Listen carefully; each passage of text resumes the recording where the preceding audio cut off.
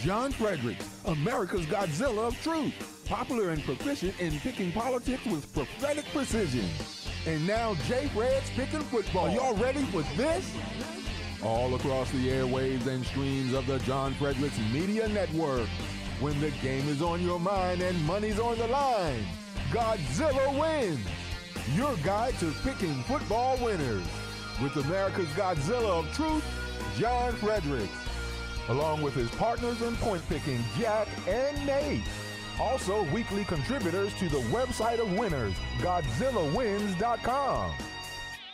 Before you make that play, hear what J. Fred has to say. Godzilla Wins on the John Fredericks Media Network. Oh yeah, for entertainment purposes only. Welcome to a special edition of Godzilla Wins. You can go to GodzillaWins.com.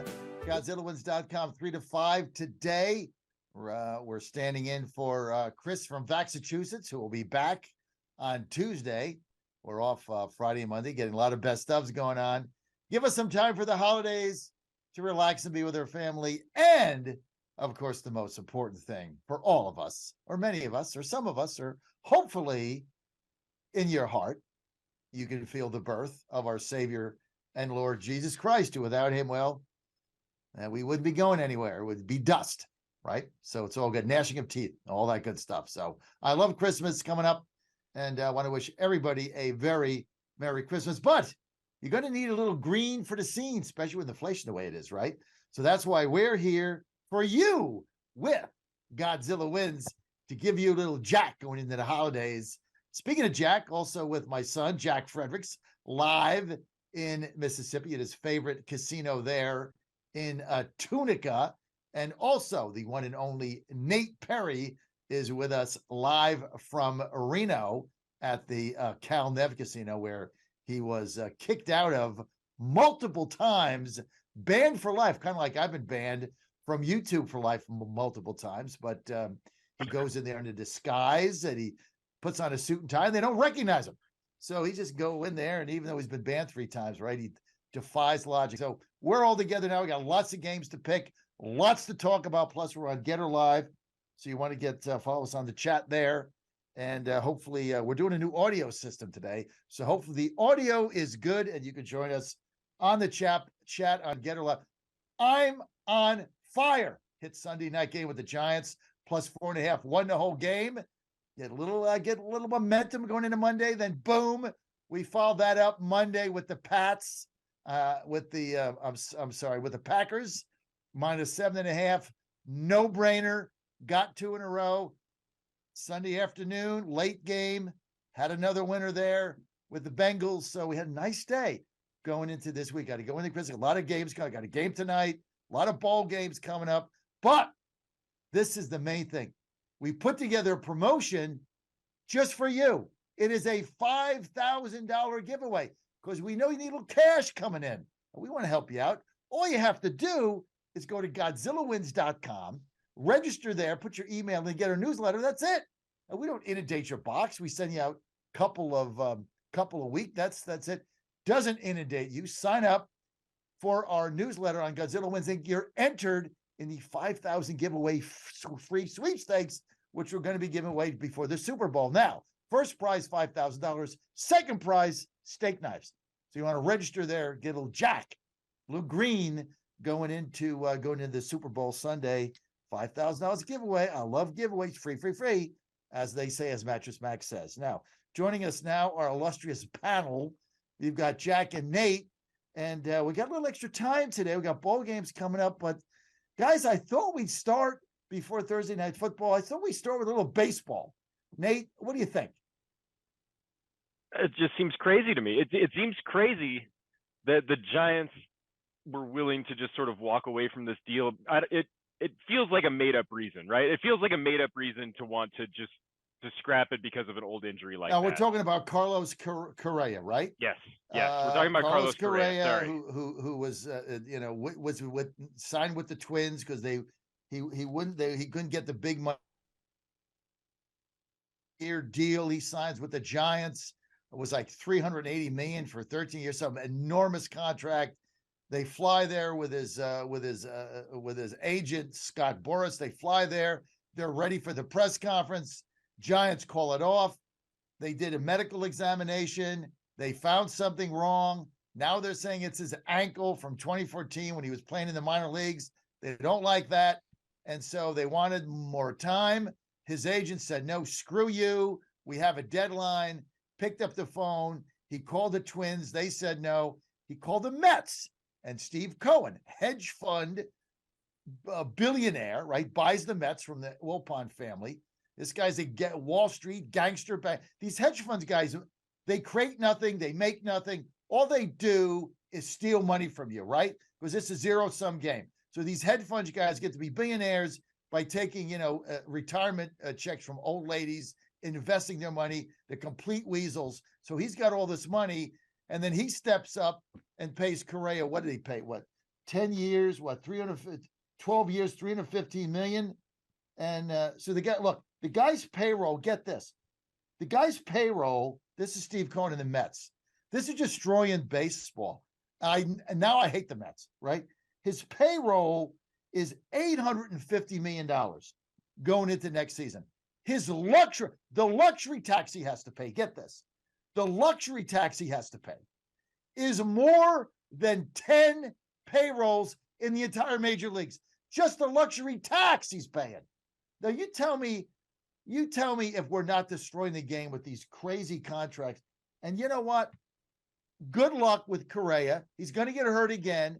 Good luck paying out your $80 million with your, 42-year-old, a guy that can't win a World Series game, Verlander. And guess what? You're going to get knocked out in the first round of the playoffs by some wild card team. Nate, take it away. I can't believe this stuff. It's just crazy. It really is just nuts. I don't understand it either. I mean, it seemed really nuts when the Giants sort of stepped out and were ready to sign that contract. It seemed like, ooh, that's sort of interesting move for the Giants, who I follow pretty closely out here on the West Coast. And it seemed really uncharacteristic of them, talking to a lot of my friends. But then for them to just sort of back off because of this injury, and then for the Mets to so quickly sort of pounce on it, it just feels weird. It feels weird. And I don't know, the Mets have just gone crazy. That payroll is nuts. They've just lost their minds. Well, I mean, he's just trying to buy players. And look, the Yankees have showed this to us. You go and buy all the players you need. If you don't have a team culture and you don't have camaraderie and you don't have a locker room, and all these guys are just, paying for their $1 million every 2-week paycheck, right? In baseball, you got to play 162 games. This is a 7.5, 8-month season, right? You got to have a team together. Yankees, that's why they don't win. They spend all this money and they don't win. The Angels spend all the money, they don't win. Dodgers spend all the money, they don't win either, right? Who's winning? Atlanta, the Astros, right? Teams that put together teams. They got a farm system. They develop their players. They just go out there and pay millions of dollars. Look, I hope the Mets get eliminated in the wild card again and get sent home packing. Same with the Yankees. All they do is buy players, screw them. I love my Astros this season. We got a real team of players that stay together and they come up through the farm system like baseball was meant to be. Jack, weigh in here. Nobody knows culture like the Houston Astros. That's Everybody. right. One word associated with the Houston Astros in the last 5 or 6 years has been a positive team culture. Look, I love the Astros, but give me a break. As far as the Mets go, I would say that you have to look at it from Cohen's perspective, where the Nationals won a World Series, the Braves won a World Series, the Phillies came oh so close until they ran into Yordan Alvarez in Game 6 of winning a World Series. So the Mets are the odd team out here in the NL East. And what do you do when you can't seem to break through after having an incredible year where you just had an unbelievable meltdown at the end and lost to the Phillies? No, they lost to the Padres, I believe. You buy players. You go out in the free agent in the market and you go get players. Carlos Correa is a good piece for them. He might not be worth 12 years, but his OPS is incredible. He's going to play third base, which he's an incredible shortstop at third base. That's just ridiculous. They have a really good lineup this year. I don't care what you say about Verlander in the World Series. The guy won the will soon. He had an incredible year. The Mets team is going to be really tough. This is a lot of sour grapes coming from a guy who follows the Stros very closely and is just mad that Carlos Correa left his team. When Carlos Correa was on the Astros, there was no bigger defender of our man than my dad, John Fredericks. So, yeah, well, he left. He left. A lot of this. I'm not a defender. Look, I'm an Astro fan. I'm not a baseball fan. I hate all the other teams. But I even hate their beer. Here's the good, and that's why I won't go to any more road games. Mom and I and Joe made a pact. No more road games. We made the same pact with my son Jack right here talking to him, who's an Astro fan. I won't go to a road game. I hate their beer. I hate their stadiums. I hate everything about it. I'm not doing it. But here's the good news. Joe is not an Astros fan. Oh, whatever. So here's the good news. Well, you're in the pact. You made the pact with us. No more road games, right? Going to Washington and all that, go to Atlanta, seeing back-to-back homers by guys that aren't on the team anymore. A lot of good that pact did me. I was uninvited to the World Series. So we made a pact to only go to home World Series games. And then you said, hey, never mind. We don't want you to go. And I had to watch it from the couch. So, well, that's because that was a lot of good that was a romantic. I might as well go to. It was a romantic. Well, I might as well go to Philadelphia. At least there I can get a ticket. I ain't going to Philadelphia either. But listen, it's all good. But here's the good news. All these high-priced players, except the pitcher, the Yankees signed Rondon or whatever his name is, they all went to the National League. So as an Astro fan, I'm like, good riddance. Get them all in the National League, because at the end of the day, we're only going to play one of these teams, right? All the teams 16 teams in the NL, I think, right? Because 32 teams, 16 teams in the NL. We're only going to play one of them potentially in the World Series. Of the other 15 teams, who cares? I don't care who they sign. Let them sign everybody. Get them all off. Get them out of the AL. Get Correa out of Minnesota. Fine. Who cares, right? Giants, whatever. Giants, Mets. It doesn't matter to me. I think this is a bad deal. I think the Giants saw something. They backed off. They saw an injury they didn't like. And look, when Correa's agent went to the Twins know him. They wouldn't up their offer. They were out. Now he's with the Mets. And we'll see what happens. But all these free agents go to the Mets, and we'll see if they win. The last time this worked, I think, was like the Marlins, right? Way back when they beat somebody, when they won the first World Series. That was before the younger team, right? They bought all those players. So it's very tough to do. So we'll see what happens. So anyway, moving on from there. I love my team this season. I love the Astros. I love our pitching staff. I love our relief pitching. I'm very excited about them. They're 6-1 to win the World Series on DraftKings right now. Already put in my bet. So I'm excited about my team. So let's get to some college football, Nate. And let's start with a couple of the games you got coming up, a couple of the ball games. Nate, take us away.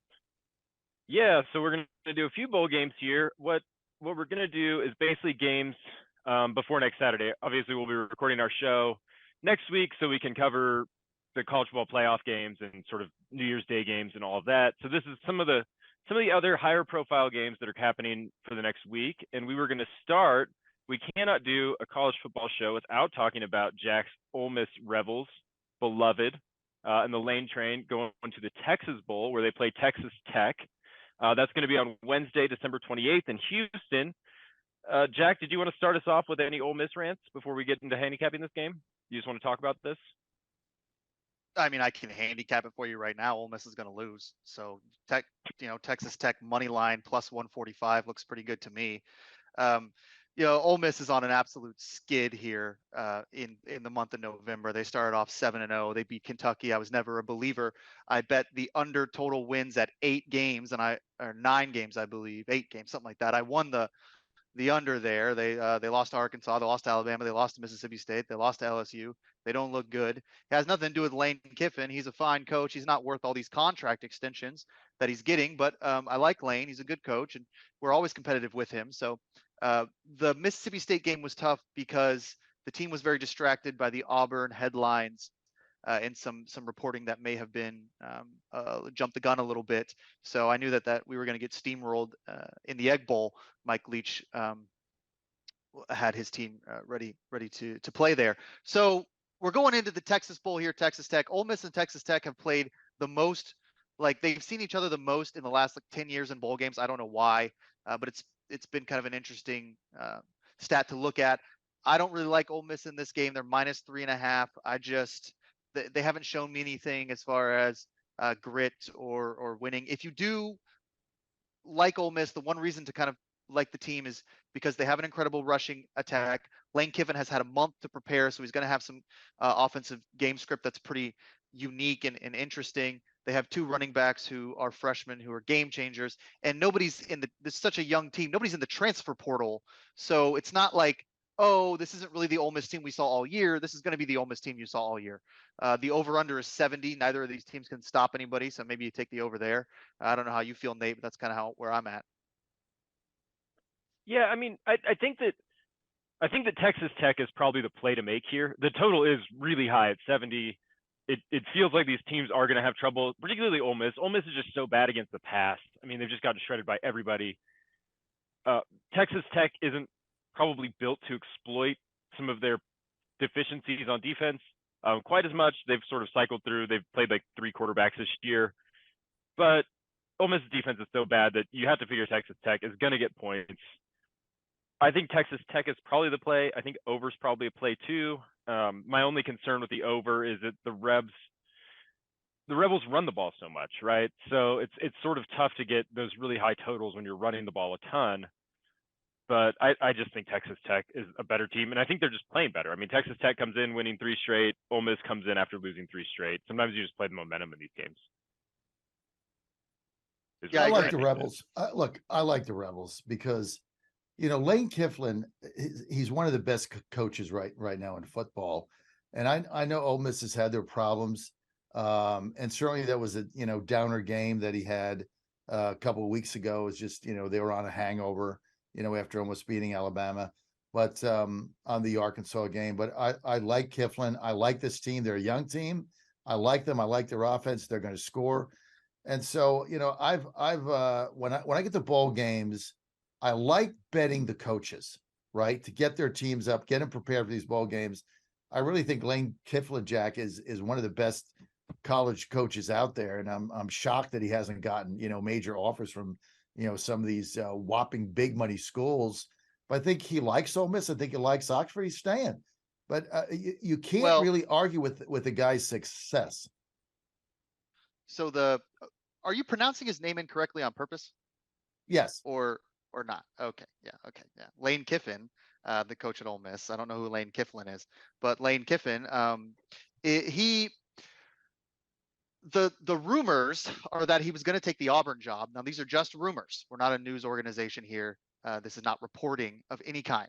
But the rumors in Mississippi have always been that he was going to take the Auburn job this year, and his kids stepped in and said no, that they like Oxford, they want to stay here. So he took the contract extension. He's making $9 million a year, I think, right now. So it's not like he's not making money. We love him. We love him in Oxford. But at some point, he probably will get lured away, and he should. He's a really, really good coach, and Ole Miss can't offer him too much more. But I think you're wrong. I think Texas Tech rolls here, and Ole Miss loses another bowl game. Nate, let's move on to one of the other ones. We've got a couple minutes. I want to get to at least 2 or 3 for our listeners. Which one would you like to do next? Let's do Clemson, Tennessee. That's a big game. Yeah, Clemson, Tennessee. So yeah. Go ahead. Yeah. So we got a top 10 matchup here, right? We're the Orange Bowl top 10 matchup. Number 6 Tennessee facing off against number 7 Clemson. I think this is 2 teams that probably are a little disappointed to be in the Orange Bowl, right? Both of these teams for large portions of the season, basically right up until last week or two, really were staring college football playoff in the face, and then sort of fell apart at the end. And this is a little bit of a tricky game because Tennessee comes in really highly ranked, but they've lost a ton of people already opting out of this game. Hendon Hooker's gone. He's injured. They had two of their best wide receivers have opted out because they're going to go to the draft. So what we're seeing here is a Tennessee Vols team that's number 6 on paper, but really doesn't have the players that it did before. So I think that Clemson is probably the play just based on all of these losses. We've sort of seen that play out in these bowl games already. Teams that got sort of eviscerated by the transfer portal, players opting out, blah, blah, haven't performed super well in bowls. I anticipate that'll probably be the case again, and that Clemson should win this pretty easily, covering the 5.5. I don't know if Jack has any. I'm worried about, yeah, you're right. You know, the Hendon Hooker thing is big. This isn't this number 6 team in the country because they're losing so much. Maybe you, like John says, maybe you play the coaches. Dabo's been in way bigger spots than the coach of Tennessee. So maybe you just think, oh, well, Dabo's going to have his team ready. But Clemson has underperformed in so many different games this year that I'm not sure I'd be super confident laying 5.5. I've laid a lot of points on Clemson this year, and I'm not winning those games. I was a big believer in this team all year long, and I look like an idiot every single week. Like they never cover. So I'm not so sure I want to take them even in the worst of times, laying 5 points here. Maybe the over. Clemson's defense stinks, and Tennessee's defense is like horrible. So Tennessee's defense is awful. The overs, yeah. I mean, we're talking like, you know, ranked in the 115th out of 125 teams. And then Clemson's like in the 50s or 60s. These are not two good defensive teams. And Tennessee, even without Hooker, should be able to score on Clemson's defense. So I'd probably, if you press me, I'd probably take the over. I don't know if I'd take a side because I just don't really trust Clemson. That's just mostly because Nate's been fading Clemson all year.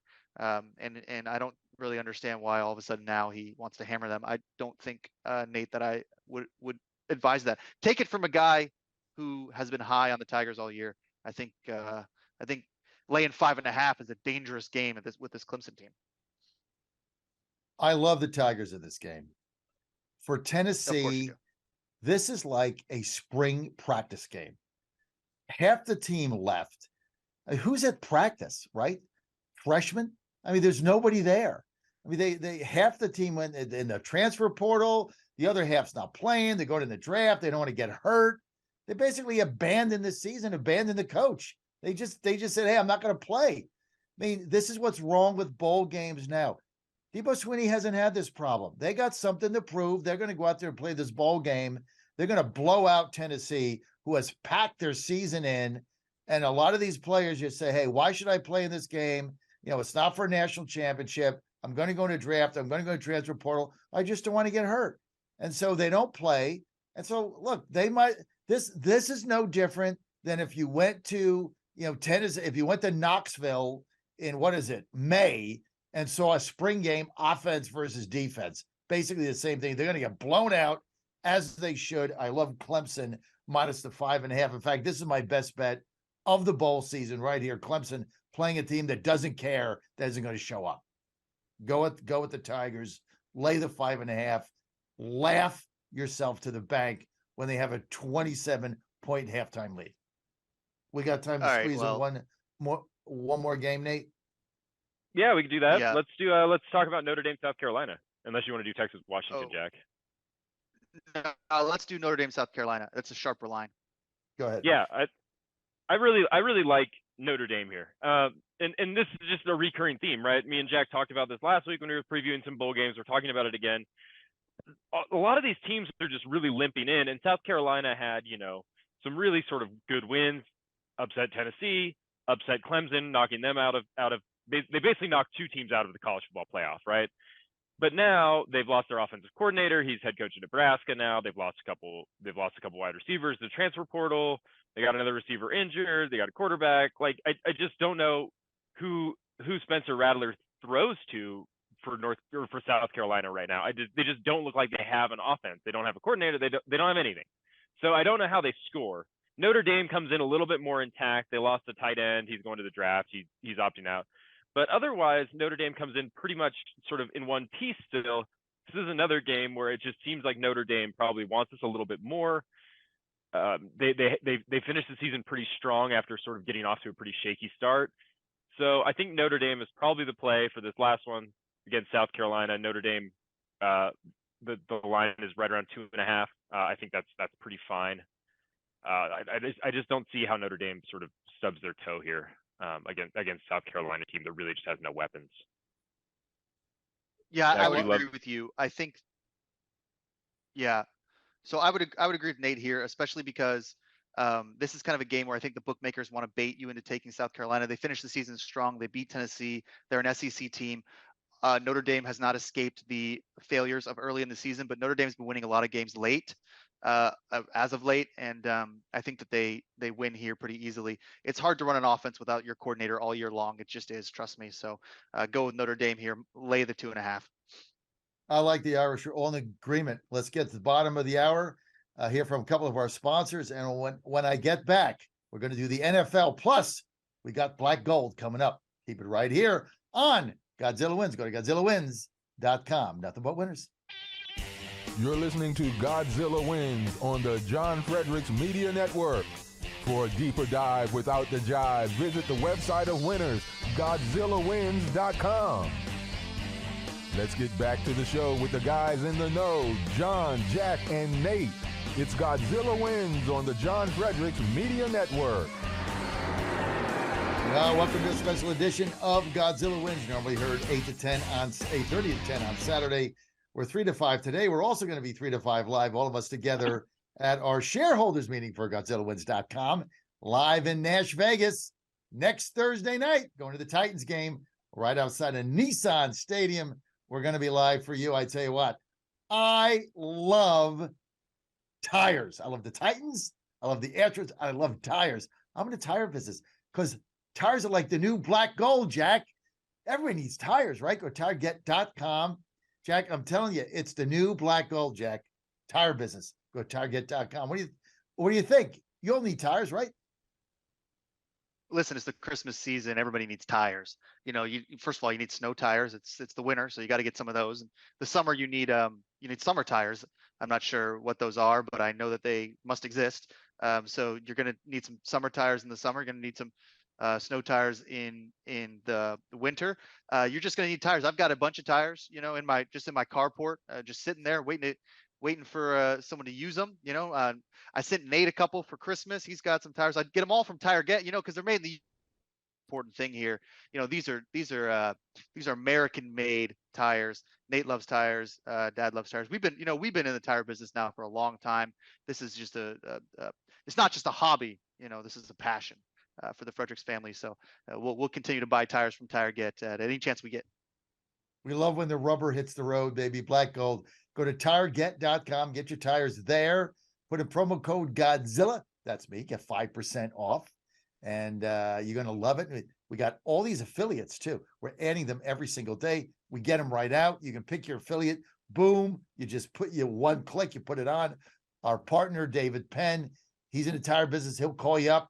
He'll get it done. We have 14,000 tires out there. Go to tireget.com. Also, you can support us in our radio show on Godzilla Wins because we love tires. Go to tireget.com. Promo code Godzilla. Get 5% off. Save money. Make it convenient and help us out. What could be better than that? Okay, guys, it's time to get to the NFL. We got a game tonight, Thursday night football. Now, I'm off Friday through next Monday, except for Godzilla Wins. I'm off. So I'm going to be up watching the game tonight. I think it's on Amazon Prime, isn't it, Jack? Is that how you get it? It is. Amazon Prime, yes. Okay, so the good news is your brother, Joe, is home. Otherwise, there's no way I could figure out any way possible to get Amazon Prime on TV. So when he goes to college and goes to play minor league ball, I have no idea how I'm going to navigate through these two remotes. I got a whole new system because I'll never figure it out without him there. But I get to watch it tonight. Jacksonville, big win against Dallas. All of a sudden, they got a chance to win a division. Titans are sinking. Jags are rising. Tannehill's hurt. Could be out for the season. They got an opening. They beat Dallas last week. They're going to the Meadowlands on Thursday night. Face the Jets. Let's open with you, Jack. What do you see here? Jets minus 2.5 Thursday night football. So one of the things that I think, and you can go to GodzillaWins.com. We've got my analysis up as well as Nate and my father's John up on the site. So go to GodzillaWins.com and you'll see all that.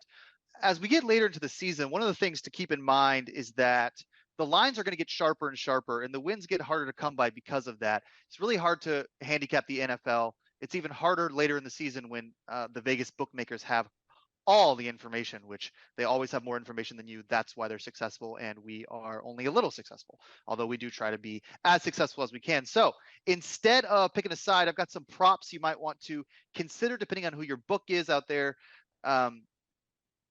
You'll be able to look at some of these, but the two props that I really like here are, I like Zach Wilson. He's going to be starting for the Jets tonight. Mike White is still hurt. There is some chatter about Joe Flacco getting out there and starting, but they're going to go with Wilson. Wilson threw for 317 yards against the Lions. It's going to be a rainy game, but Wilson was pretty effective, and the Jaguars defense, their pass defense is rated last in the league in DVOA. It means they're not very efficient. Wilson has only thrown 4 interceptions in his starts this year. 3 of those were in one game. He just takes care of the football because, as Nate commented when we were talking before the show, he can't really throw a catchable pass to anybody, let alone his receivers. So the defense can't really pick off the ball either. With that said, we really like, it's true. It's an astute observation there. So we like the under 0.5 interceptions. You're basically betting that Zach Wilson will not throw a pick in this game. That's very likely that he won't. It's plus 155, so you get a little bit of juice on that. That's what we want to see on those props, is a little bit of juice. I also love Evan Ingram over 40.5 receiving yards for the Jags. He's been targeted a bunch in the last 2 weeks. He caught 11 passes on 15 targets for 162 yards and 2 touchdowns in the Jaguars win against the Titans. I'm sure my dad remembers that game. Evan Ingram's big breakout. He followed that up with 8 receptions on 10 targets for 62 yards against Dallas. He's catching 72% of the balls thrown, 73% of the balls thrown his way. His numbers look really good this year. There's no reason he can't get 40 yards, especially because the Jets secondary is incredible. That's true, but oftentimes you can get a lot of space underneath. They press up in that man coverage that they play. They press up on their receivers. A lot of teams have just been sacrificing some receivers to Sauce Gardner, not throwing to that side of the field.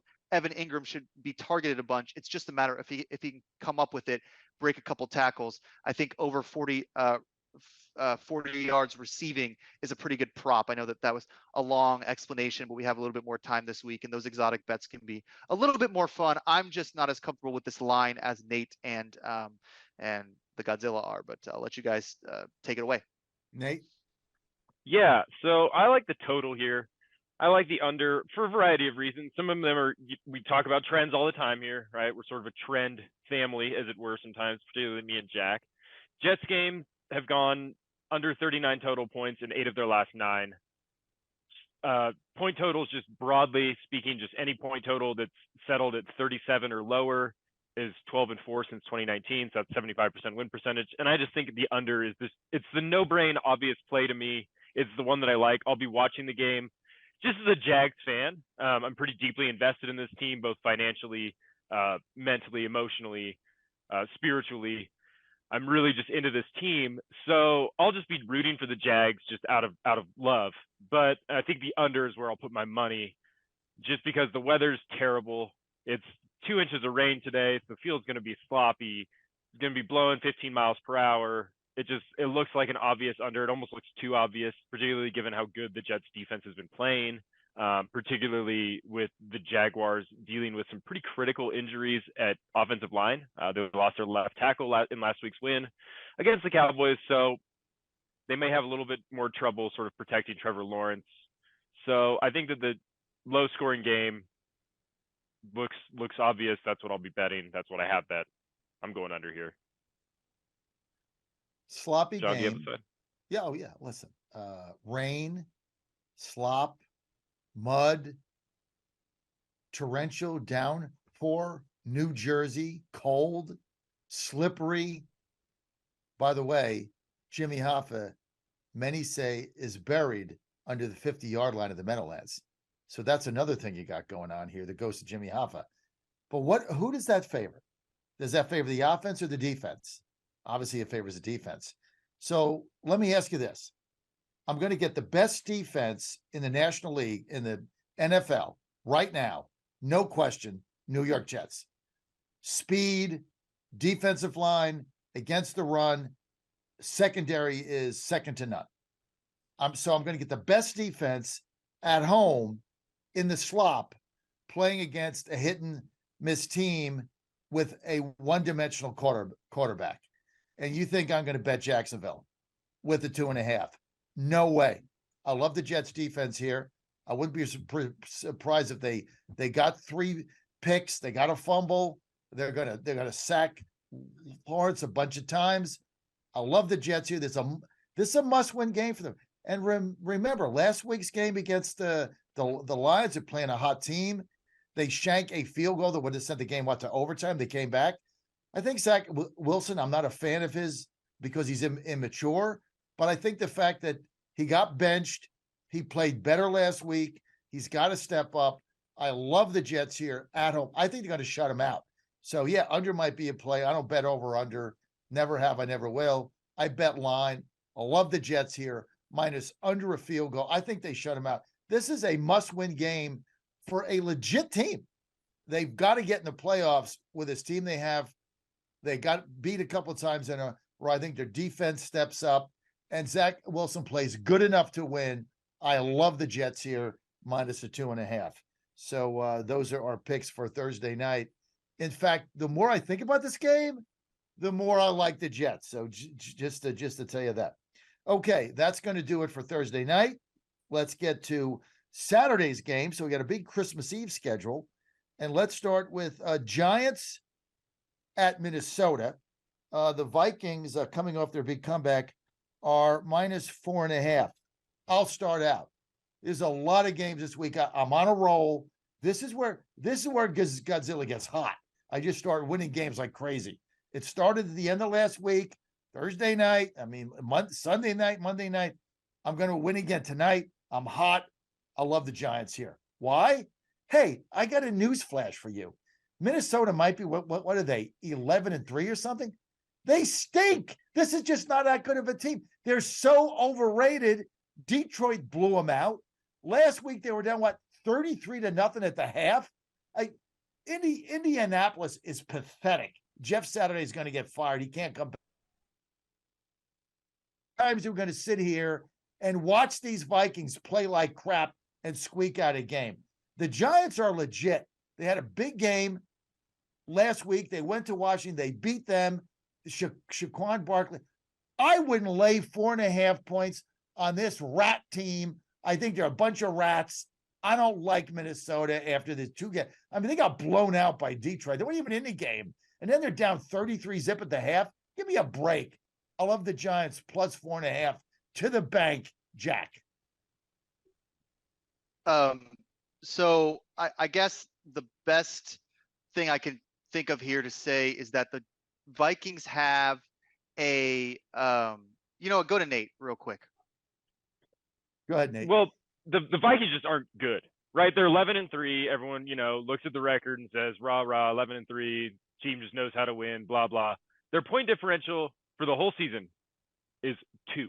They have outscored their opponents by 2 points, and they are 11-3.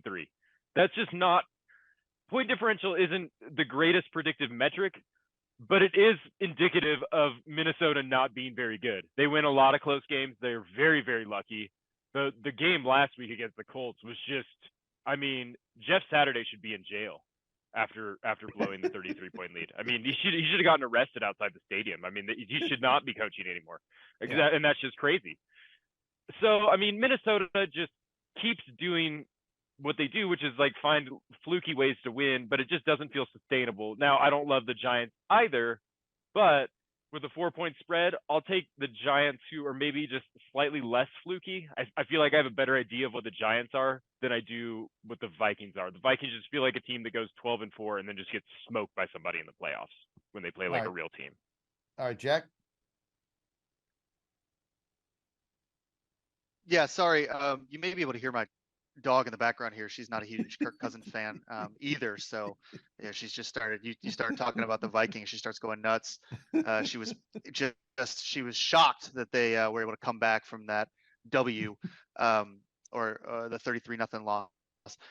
You take the points with the Giants because the Vikings don't beat anybody by more than a point or two. Exactly. So if the line is 4.5, right. just take Just take the 4.5, Exactly. and the Vikings are going to win by 2, and then you win because the Vikings can't cover a game unless the spread is pick 'em. So that's just where you got to go with this. I don't really like the Giants either. They should have lost that game against Washington. I'm a huge Commanders fan right now, so I was really mad about that. But I think the point differential thing is real. The Vikings are kind of blowing smoke, but then again, Justin Jefferson is crazy. They're really good, so we'll see. But take the 4.5. The spread's too large there. All right, we all like the Giants and taking the points. But Jack, I agree with your analysis. I mean, even if they win, they win by like 1 or 2. So certainly not 4.5. They don't cover. I just don't. They're going to get beat in the first round of the playoffs. All right, let's get to another. We got another Saturday game here. Bengals at Patriots. Now, Patriots are 3 at home. Normally, you guys know me. Normally, I would love New England here. They're at home. They got Belichick. They get better as the season goes on. They're fighting for a playoff spot. They blew a game last week. They should have won, really, right? Minute and a half to go, no timeouts. But Carr throws an 80-yard touchdown pass to tie it. Then they have that stupid lateral thing going on. Unbelievable. I bet him. I lost that game. I was watching it in Phoenix. I couldn't believe my eyes. That happens, though, right? That's what happens sometimes you bet football. So normally I would love them at home, but you got to take stock here. The Cincinnati team is on a roll. Their defense is better than it was when they went to the Super Bowl. They're just playing really good. They got down 17-0 to Tampa and then blew them out in the second half. Burrow's on fire. This team is really going to be tough in the AFC playoffs. Likely go to the Super Bowl again. It's 3. Normally, I love New England here, but I just think the Bengals are a superior team. They're a hot team. I'm going to go with the Bengals minus the 3 at Gillette. Nate? Absolutely agree. The Bengals are just a really good team. And New England lost in one of the most it was a weird day of football, right? Because we started with the Colts blowing the 33-point lead, and then towards the middle of the day is when we get the Raiders scoring that touchdown at the end of the game when Jacoby Myers just decided he was going to play quarterback and just fire it way down the field and blow it sort of in hook and ladder that they were doing. So I just don't know how the Patriots recover from that. I don't know how you can just wantonly just destroying your season like that.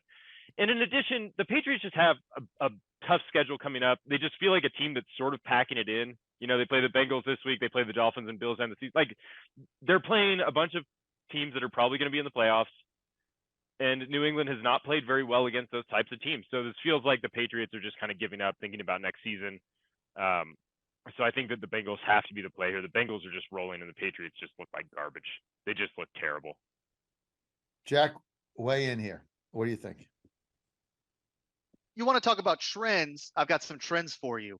Bengals are 11-3 against the spread this year. They have covered 7 straight games. The Patriots are 1-3 against the spread in their last 4 games. This line should not be 3. This is a short line because of the respect for Bill Belichick. Always. You can find so much value in these Patriots lines when the Patriots aren't very good because everybody's just scared of Belichick. And I'm sure as an underdog, we could find some trends that are pretty appealing, but this is not a good Patriots team. Matt Patricia is not a good offensive coordinator. They have a really screwed up Mac Jones's development. They have a lot of secondary that's still hurt. That's a big part of their team is the defense. And it's just, to me, I'm going to lay the 3 points because the Bengals have covered 7 games in a row. They're 11-3 against the spread. They're 10-4 straight up. This is a team that keeps winning. This team's going to be in the playoffs. They're going to win the division. There's nobody challenging them for that division spot. Who knows how far they can go in the playoffs. You got to be high on the Bengals right now, and to only lay 3 against New England is a gift. So take the Bengals here and roll with that. This is an incredible line. Don't wait for it to move. I agree with you. So we're all in agreement on that. All right, another Christmas Eve game, 1:00 on Saturday. Buffalo, after their big win at home in the snow against Miami last minute, going to Chicago, where the Bears are +8. Jack, why don't we start with you? Oh, here we go. Got some more trends for you. So listen, first thing I need you to do is go to GodzillaWins.com. I've got the Saturday schedule up for you with an analysis on every game and kind of my leans and some games I think you maybe should avoid. Most of the games are on Christmas Eve. This week there's 3 on Christmas, and then there's the Monday night game as well. This game I have is sort of I'm lukewarm on it, and this is why.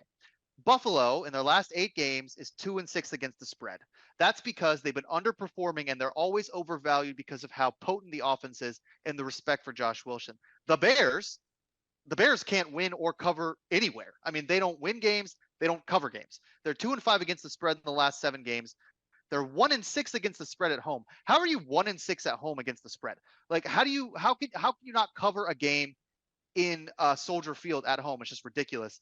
And so you got to lay 8 if you like the Bills. If you like the Bears, you get 8 points. I'm going to lean Bears here, but I'd kind of like to see if maybe some big money goes on the Bills. Maybe the line moves to +9, +10. Who knows? The Bears stink. They don't want to cover, but the Bills don't want to cover either.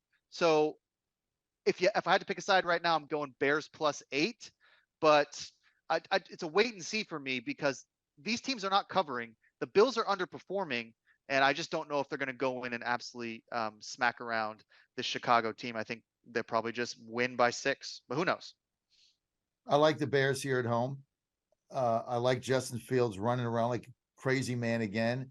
I love what the Bears have done with this offense. And look, they haven't been covering the spread, but they're pretty competitive in a lot of ways. But I'm going to wait until 12:55, right? Because I know this line is going to go up. I know that Bills money is going to come in. People looking for something to do on, at 1:00 on Saturday. I think I'm going to end up getting 9, so I'm going to wait. But I like the Bears here. The Bills are coming off a very emotional win against Miami. Teams have a letdown. This is a road game in Chicago. Then they got to go back to Christmas Eve. I just don't see them covering here. And look, Chicago's got a halfway decent defense. And Justin Fields, who I'm not a fan of as a quarterback, but I love what the Bears have done with him. I mean, this is kind of what the Titans have got to do now with Malik Willis. Let him run the football. Just let him run. Just let him be who he is. And I think they've done that with Fields. They're not trying to make him into something he's not. Like you were saying, Matt Patricia with Mac Jones. Turn him into something he's not. I don't see that with Fields. I think I'm going to get 9, but I'm going to go with the 8 now. I like the Bears at home. I'm going to take the 8 on Christmas Eve. Nate? The Bears defense is not good. They are very, very bad. Yeah, I don't know what. Yeah, go ahead, Nate, in a minute. I don't know what Dad's talking about. Their defense is not that. Their defense is that's not that bad. They play like 11 players on the field, but like that's all they do to stop teams. Right. They just put guys out there. They covered. They covered last week. Go tackle. Well, that doesn't mean that the defense is good. The defense is 31st out of 32 teams in DVOA, in total DVOA. They can't cover anybody. They can't tackle. They're not a good defense. I don't know where you got that number. You saw them play once, and you're like, oh, these guys, they really size up well. But Nate, go ahead. Yeah. I mean, that's just, yeah. The Bills have to be the play here for me. I mean, the Bills are just so much better. The Bears just don't look good. Like we're saying, the defense is horrible. They're 32nd if you look at PFF, which is one of the advanced rankings we look at. DVOA for Football Outsiders, they're 31st. I mean, they're bad by almost any metric. They're bad by traditional metrics. They're bad by advanced ones. They're just bad. So I think the Bills have to be the play here. I'm a little bit worried about the 8 points just to sort of play weatherman, just because it looks like it's going to be pretty windy at Soldier Field. That being said, Josh Allen has just a rocket launcher attached to his right shoulder. So I think that he just moves it through the wind anyways. He just throws it whenever he wants to. It doesn't matter if it's a blizzard. It doesn't matter if it's sunny outside. It doesn't matter if it's windy. He just puts the ball where he wants. I think the Bills should roll the Bears. The Bears just don't look the same. The defense is bad. Justin Fields hasn't been the same since he's injured. This looks like just an easy Bills win. Just cruise out there. Yeah, that's why I'm betting the Bears, because whenever it looks easy, you bet the other team. I'm going to end up getting 9, and Buffalo's going to win this game by 7, and I'm going to catch a ticket. So, all right, did Jack weigh in here? I forgot. Yeah, I did. Okay. Apparently, my take was so incredible that No. it stuck with you. Yeah, well, But well, Bears plus 8. I'm getting, Yeah. all right. So you got the Bears. Searing I got analysis the Bears. here. You got the Bears. I got the Bears, and Nate went with the Bills. Nate's a loser. Okay, let's go. We got we got to get the top of the hour here. We got a lot of games coming up. We got your favorite game, right? Hawks at Chiefs. They're plus 10. I'm going to let you guys do that. We get back from top of the hour. We got the Lions and Panthers. We got the Texans going to Titans. We got to talk about that. That's going to be a long conversation. Saints, Browns, all that coming up. Then we got the Christmas games. Boy, we got a lot of games on this, guys. You keep scrolling down. We got a lot of games here. Bucks, Cardinals, Broncos, Rams. Who scheduled the Broncos and Rams on Christmas? What is that? Coal in your stocking? Look at these games on Christmas Day. They got scheduled. Okay, Packers are Denver at LA on Christmas Day, and Tampa at Arizona. Like, what did we do? What did Santa mad at us? How's the NFL get these games on Christmas Day? Hey, enjoy your family. This is like the Denver. You know what we were stuck with, Mom and I in Phoenix last week. So we're in Phoenix. We go to a bar there outside of the convention hall to see the Titans Chargers game. And guess what? We're stuck. So they're on one little screen. Guess what game is on 19 big screen TVs, right? Arizona, Denver, right? Because we're in Phoenix. So we're like stuck watching that game. 19 of those games, one little tiny screen with Chargers Titans on. All right, we got to get the top. Get the top of the hour. Chargers. I mean, that game was ridiculous. But look, we're going to get back. We had lots of games on the schedule. We got to roll. You're on Godzilla Wins. Go to GodzillaWins.com. GodzillaWins.com. But look, get a head start. Thursday night. I love the Jets. Jets, baby. Minus 2.5. This is going to be a blowout. I'm going to be laughing all the way to the bank. You're listening to Godzilla Wins on the John Fredericks Media Network. For a deeper dive without the jive, visit the website of winners, GodzillaWins.com. Let's get back to the show with the guys in the know, John, Jack, and Nate. It's Godzilla Wins on the John Fredericks Media Network. Merry Christmas to everybody, and have a happy new year. We got today to another hour. Then we will see you. I'm on vacation. Then I will see you 3 to 5 from Nash Vegas on Thursday night football before the Titans game. Dallas coming to town, and we're going to be live there, all three of us together, plus Joe. So got all the boys coming to Nash Vegas, so you don't want to miss that. We're going to have a lot of fun. Maybe we'll get Joe on the air with us and get a couple baseball stories coming up. Anyway, great to have you with us today on Godzilla Wins. Don't forget, go to GodzillaWins.com. We got a $5,000 giveaway sweepstakes. Got to get a little green for the scene, right? You might, after Christmas, you need a little jack. All you got to do is go to Godzilla Wins, register there. It's free, no obligation. Just put your email in, sign up for our newsletter. $5,000 giveaway coming your way. First prize, you get $5,000. It's going to be fun. Second prize, steak knives. Now, let's get to back to these games here. Well, first, tell you what, you want to have some fun over the holidays, right? One of our sponsors here, we love Rosie's Gaming in Colonial Downs. Yeah, I bet you didn't know that Rosie's have paid almost $500 million in jackpots. Let me just give you an example, right? Doris, $116,000 last week in Dumfries. Whoa! Get this. Francisco, 51 large in Rich Vegas, right by my office there, right by the studio. And Brenda won $18,000 at Rosie's in Vinton by Roanoke. Lucia, $17,000 at Rosie's in New Kent. Don't forget the new games, Ultimate Fire Link, Rake and Bacon Deluxe, and Ann's favorite, Wheel of Fortune. In fact, Ann's on a roll. Every time we go, she wins. She loves their game, Wheel of Fortune. Now, Rosie's is giving away 25 prizes of free play for a year on New Year's Eve at each Rosie's location. All Rosie's Rewards members receive one free entry. Earn additional entries by playing. The more you play, the more entries you earn. Great date for New Year's Eve.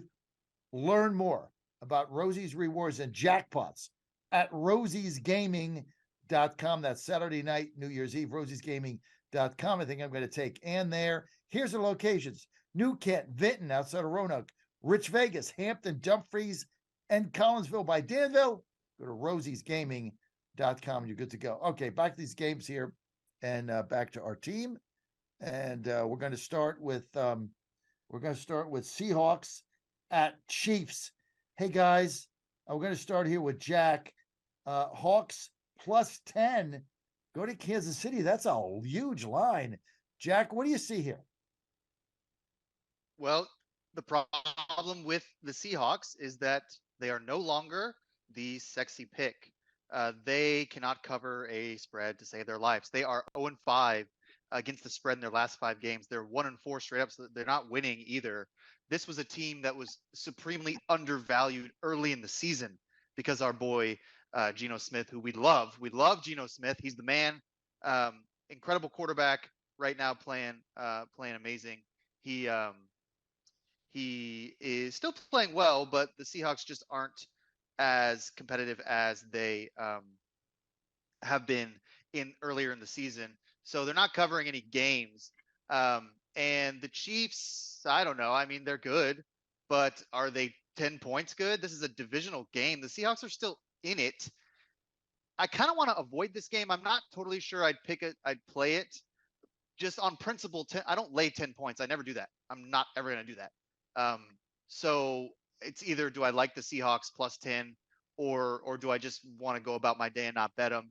I love I like the Seahawks. I don't love them here. So I take the 10 points if I had to play a side, but I'm not totally sure that I love this game as much as Nate might. You know, Nate's a big Seahawks guy. He's got a lot of Seattle stock this year, but he's been struggling lately. So I don't know, Nate, what do you see? Seattle is not covered in 5 games. Their last 5 games. I've just lost money every time I bet on Seattle for the last 5 weeks. Death, taxes, and me losing money on Seattle has been my last 5 games.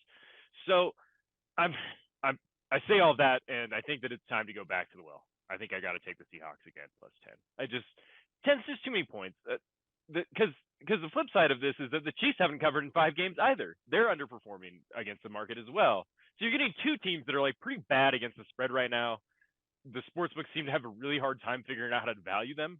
The betting public seems to have a really hard time to figuring out how to value them. So I think that 10 points is it's just too many. The Seahawks defense is bad. It worries me every game that I watch them because they just cannot stop a thing. But 10 points is enough for a backdoor cover, I think, here. Geno Smith, garbage time touchdown, sneak inside the number. I'll take plus 10 points with Seattle. I don't love it. I'm probably not going to actually bet it, but if I have to choose, I think it's got to be Seattle. I'm going to bet Seattle and take the 10 simply because Kansas City doesn't cover against anybody. I mean, basically, they win games in the final 2 minutes by Patrick Mahomes scrambling on a 3rd and 15, gets a first down, then scrambles again, then gets a touchdown at the end, just like they did last week in overtime, and then they win. So 10 points, way too many, a team that's not covering. And look, you guys were on Seattle this, Seattle that for a long time. Geno Smith is, he thought he was the second coming of, quarterbacks, the quarterback of the year and comeback player of the year and all that. And I told you for the whole time, he's just not that great. And he's not. But look, 10 points, laying 10 points on Kansas City against anybody, you might as well roll the dice. They never cover. And this is a game, Seattle's got to win this game to stay in the hunt. I like Seattle. I'm going to take the 10. And I would be surprised if this game goes down to the wire because, Kansas City, they're not putting anybody away. That's the other thing. They're not putting teams away. So I like. Okay, let's get to the next game. We're going to lead this with Nate. I know you faded the Cats with 5.5 wins. How's that looking now? It's looking terrible. It's giving me a lot of heartburn. Carolina's played just exceeded expectations, and Detroit is a team that has been sneaky really good in the last month and a half. They're a team that I've sort of looked to bet quite often. Me and Jack have sort of talked about it off air quite a bit about my sort of love affair with this Lions team and how they seem to be really coming together. And they're actually making sort of a sneaky playoff push. So we have the Detroit Lions minus 2.5 against the Carolina Panthers. I thought that this line would probably change after Carolina lost to a pretty bad after they lost to a pretty bad Steelers team, but the line just stayed where it was. It stayed this way since 2 weeks ago almost. So there seems to be no real faith in the market for the Lions. I think the Lions are probably, they just look to be clearly the better team. I'm going to keep fading Carolina just for my sanity. They cannot win another game. They just have to lose. They have to lose from here on out. Otherwise, I'm just going to be broke, and I'm just going to be walking around Tennessee at our shareholders meeting asking for change because I'm just not going to have any money. I'm maxed out. So Carolina needs to keep losing. Detroit Lions got to win. I'll roll with the Lions here, -2.5. Seems like a no-brainer.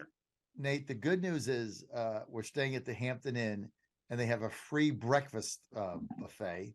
So at least there you get to eat that. I'm sure Jack will pick up your beer tab, and then you're good to go, right? So you just eat one huge breakfast, and you can bring like the hard-boiled eggs and stuff, put them up in the refrigerator, and you're good to go. Look, you got to bet the Lions here. Okay, this team is they just keep winning, right? And I've not been on the Panthers all season. I've lost money on them, no question about it. This team is just not that good. They have fire sale. They're not going anywhere. And Detroit's on a roll, and they keep scoring. They keep scoring points, like they beat the Jets last week. So I'm going to go with the Lions of -2.5. I think this is the best bet. If you have to do a best bet of the weekend, here it is.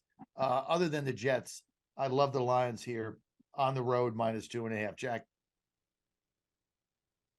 Yeah, I think we're all on the Lions here. This line should be 5. I'd probably set it at 5 or 4.5.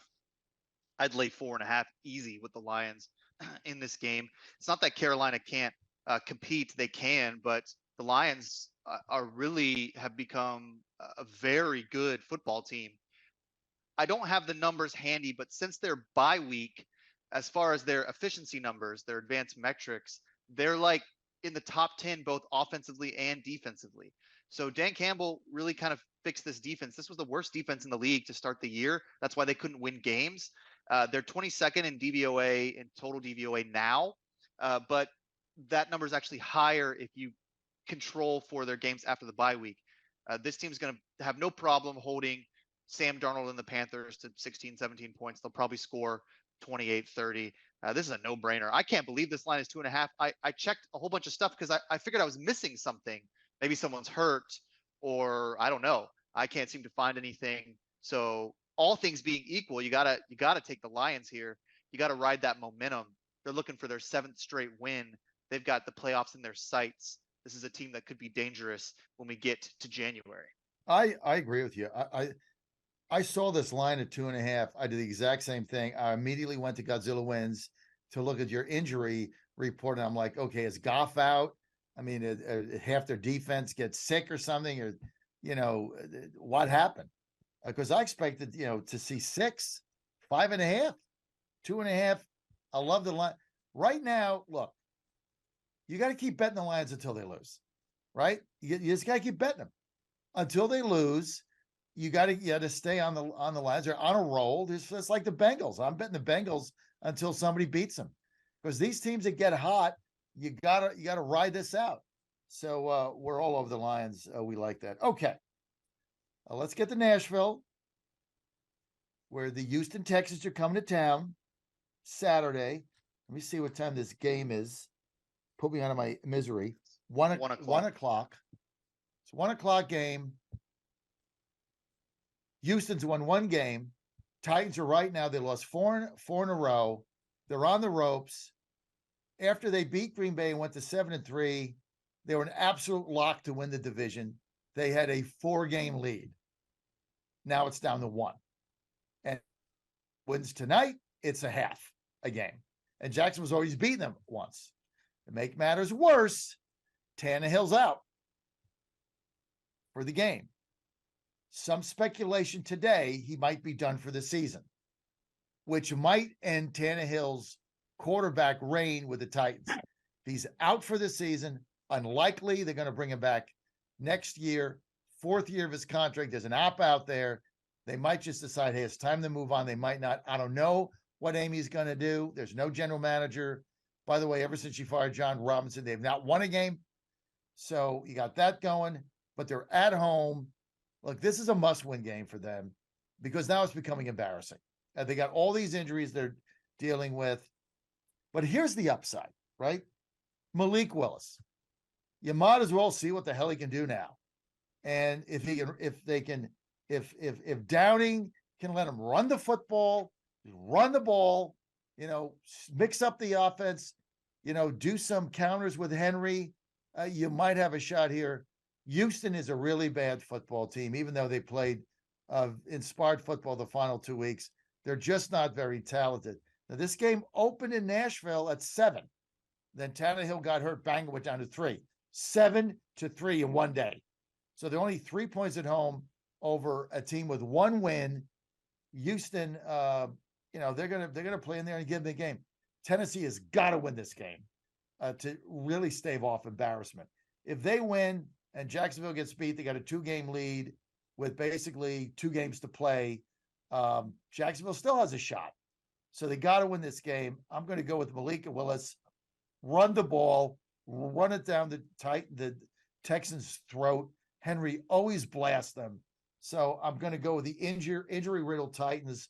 I'm going to lay the 3 at home against Houston with Malik Willis. And it might be his time. He came in for 1 series against San Diego or 2 series.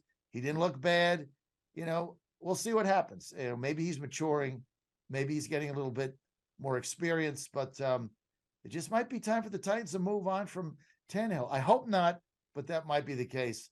I like Tennessee -3. Jack? So for listeners who might be new to our show, which usually airs on Saturday and Sunday, we have a shareholders meeting in Nashville next week where the Titans will take on the Cowboys.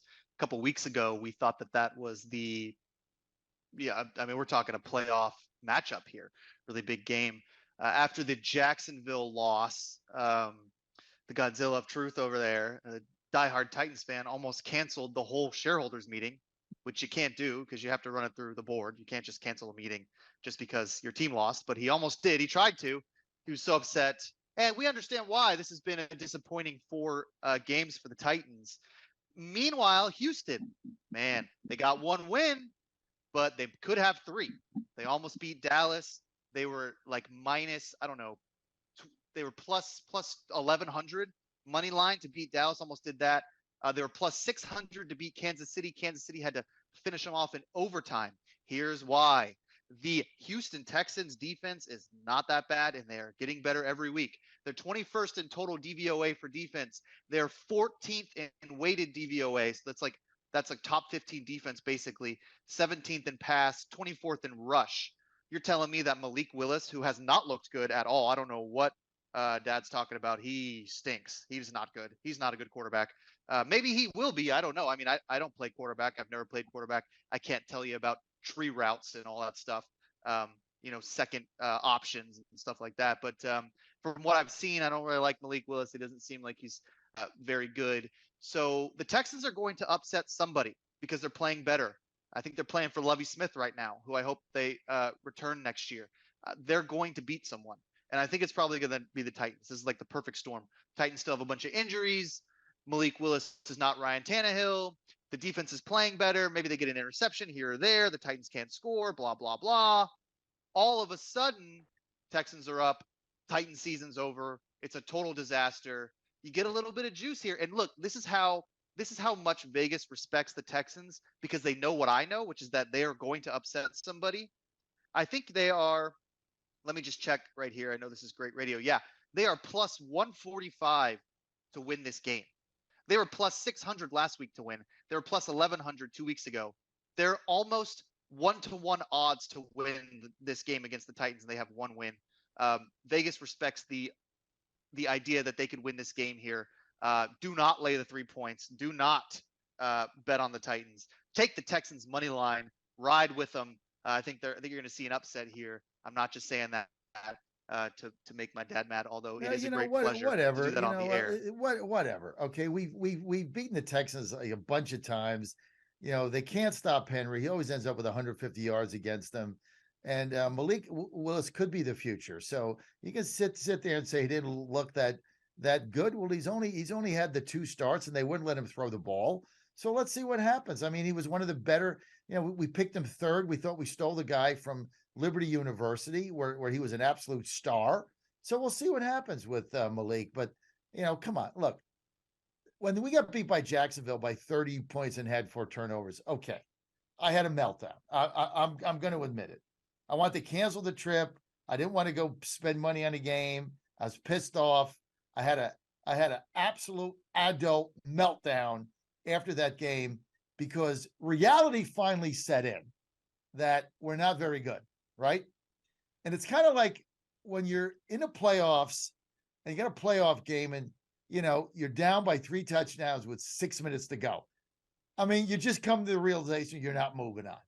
I came to the realization that day, injuries or not, we're not very good. We're going nowhere. We're not going to win.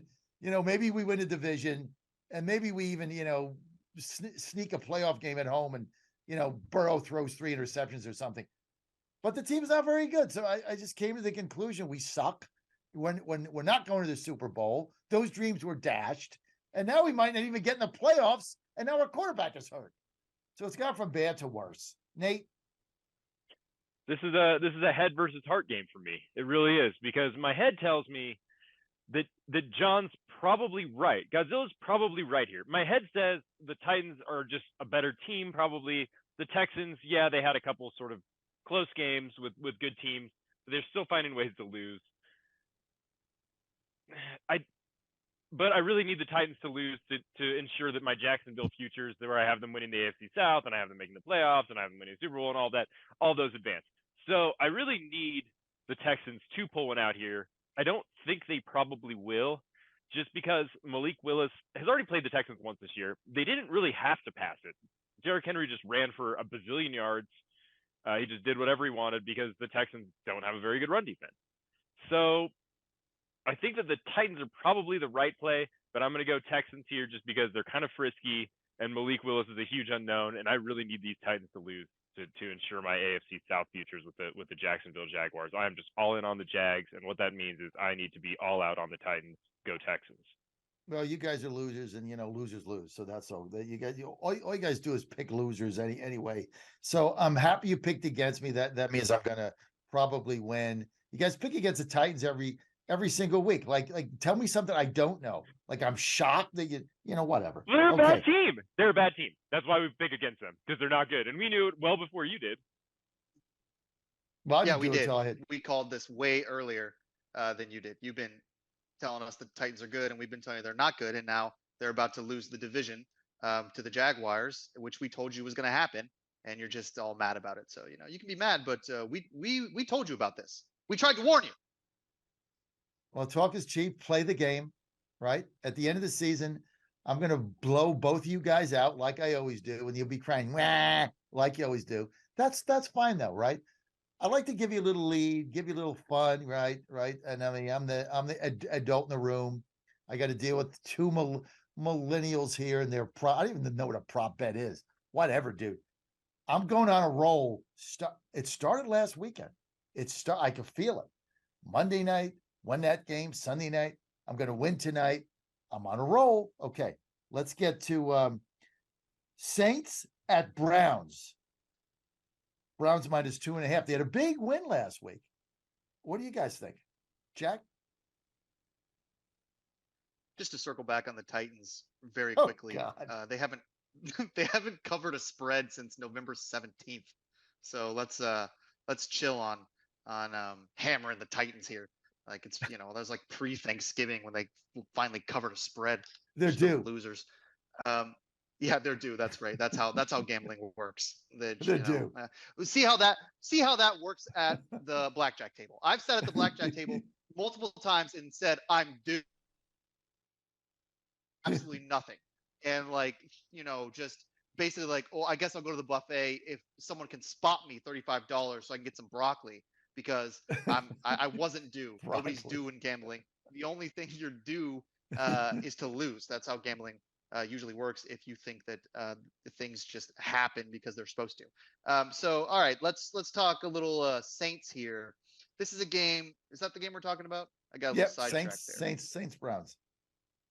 Yeah, this is another game where I kind of lean Saints, but I'm going to give you a prop bet just because Dad was talking about how they're worthless. They're not. I watched the Saints last week. I took 5 pages of notes on the Saints-Falcons game, and I can tell you this for sure. Look for Juwan Johnson to have a big day. The Browns don't have a very good pass defense. They blow a lot of coverages. Juwan Johnson is Andy Dalton's new favorite target, so he's a little undervalued. The props haven't come out for the Saturday games yet, but if you see Juwan Johnson at 40, 45 yards, receiving yards, just take the over. I think he's probably going to have another big game. He gets a ton of targets. That's the only thing I really care about in that game. I'll probably play that prop. I don't care what happens in this game. I mean, who cares? Nate, what do you think? I think that this game is going to be very unpleasant to watch. It looks like, with the weather report here, it looks like single digits, 30-mile-per-hour winds, 50% chance of snow.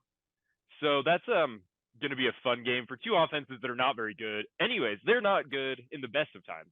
The Saints aren't good playing inside. I don't know how they're going to handle this outdoors in Cleveland. Cleveland hasn't been playing well. I think that, so you figure the total's really low. It's 32.5. If it gets to 32, that's the lowest total that we've seen in the NFL in like over 10 years, which is crazy. I think that that being said, I think the Browns are probably they run the ball better. They just run the ball better. I don't see how you're going to be able to throw the ball in 30-mile-per-hour winds. So I guess you just take the team that is slightly more effective running it. But I mean, just watch a different game. Unless you just want to watch people be miserable, don't watch this game. Like, it's just not going to be good. It's not going to be good football. I like the Browns -2.5 at home with the angry elf in the middle of the field. We'll have to scrape the snow off it, but Nate nailed it, right? These are two lousy offenses. One is at home and can run the football. The other's got a 42-year-old quarterback in Andy Dalton that the wind is going to knock him over.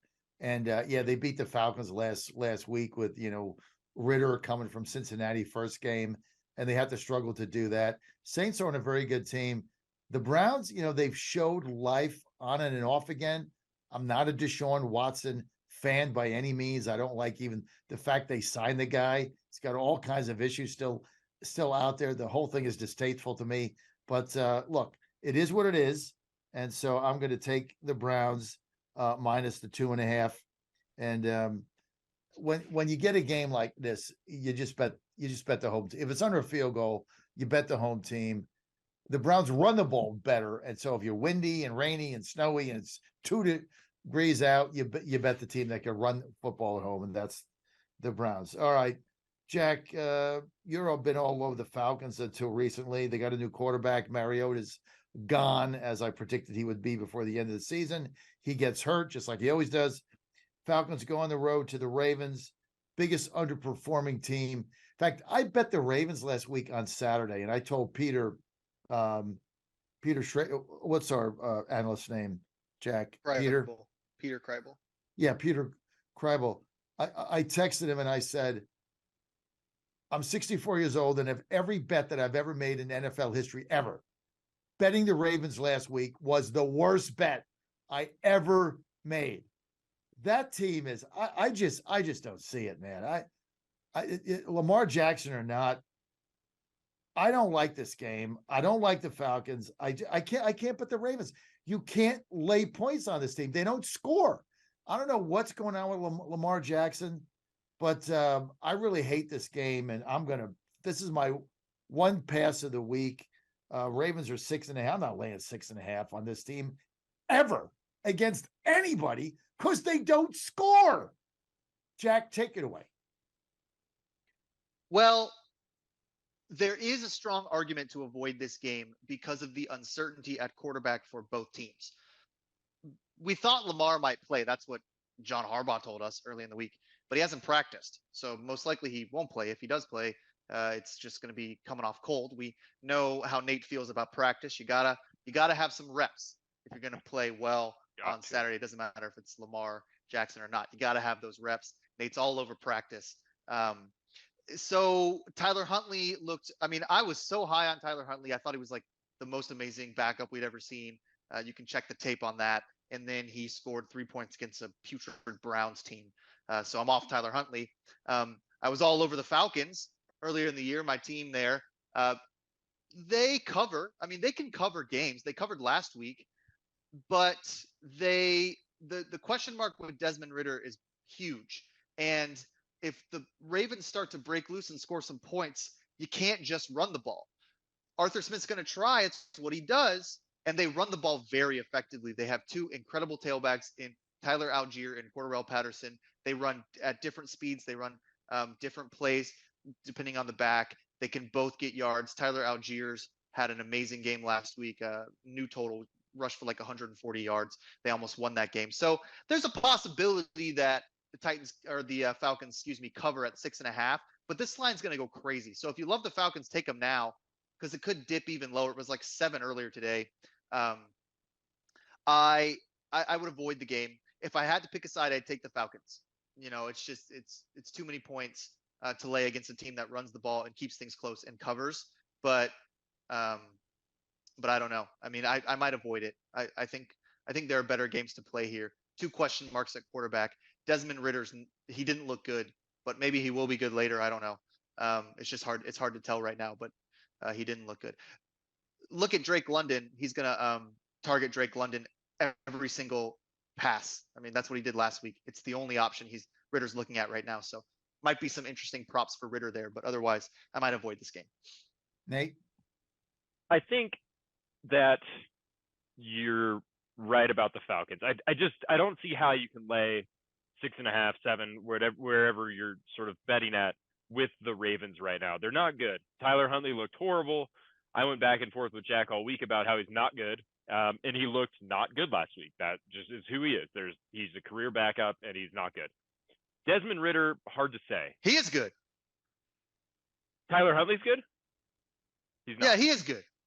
He's not No, good. he's the best backup. He's the best backup in the country other than Brock Purdy. He's good. Other than Mike White? Oh, yeah, and Mike White. He's good too. Yeah, and okay. maybe Desmond Ridder. Desmond Ridder could be good too. So, but he's in the Cooper top Rush. 5. Okay. Oh, yeah. Anyways. Right. Yeah. I forgot about Cooper Rush. So I like the Falcons here just for that reason. I just don't think that the Ravens can score enough to cover in this game is really what it comes down to. The Falcons will run the ball pretty well like they normally do. It's not the greatest matchup. The Ravens have a really good rush defense, but I just think it's just too many points for a Ravens team that can't close anybody out sort of in the best of times. And when they're winning games, they can't close. So the back door is always open with the Ravens. And then when they lose, they just look atrocious like they did last week, where they just looked horrible. So Falcons are still sort of alive. Falcons are still playing for a lot. Falcons still have a chance in the NFC South because everyone in that division just loses constantly. So the Falcons are still hanging around with about a 10% chance to win the division. I like the Falcons here, and I would love it if they won. All right, there you have it. I don't like this game. Washington at San Francisco. Let's move on to that. That's one of your 4:00 games. 49ers are -7. I'm going to just make this easy. I like San Francisco. I love their defense. I love the way they're playing. I like Purdy. I love how Shanahan manages these quarterbacks, 5 yards, get to the sticks. That's it. Very, very low percentage, but it's that defense of San Francisco's that's really dominating. And one of the things that I didn't like about Washington last week, who, the illegal procedure on, when they had the tying touchdown was not a good look. But Rivera, who I like, said after the game, well, I guess for now we're sticking with Heineke. I mean, that wasn't exactly a vote of confidence. I guess for now we'll stick with Heineke because, Wentz, is about to get back. It just, the whole thing didn't feel good to me. That game that Washington played, they had a lot of mistakes, a lot of dumb plays. I think they go to San Francisco here Christmas Eve. I think they're going to get. This is a really good Niners team. I think the Super Bowl right now, if I had to pick, it's going to be Niners Cincinnati. But that defense is suffocating. The speed they've got in the corners, the linebacker, the front. I mean, they don't have a single weakness. And Washington's never really seen a defense like this in some time. No one has. That's why San Francisco is They're tough to bet against here now down the stretch. So I'm going to lay the 7 with the Niners. Let's go to Jack. Yeah, the Niners have the best defense in the league right now. Most metrics will tell you that their rush defense is a little better than their pass defense, but both are very good. I probably lean Commanders because I just love the Commanders and I love losing money. They don't really cover that much. They're like 7-6-1 against the spread.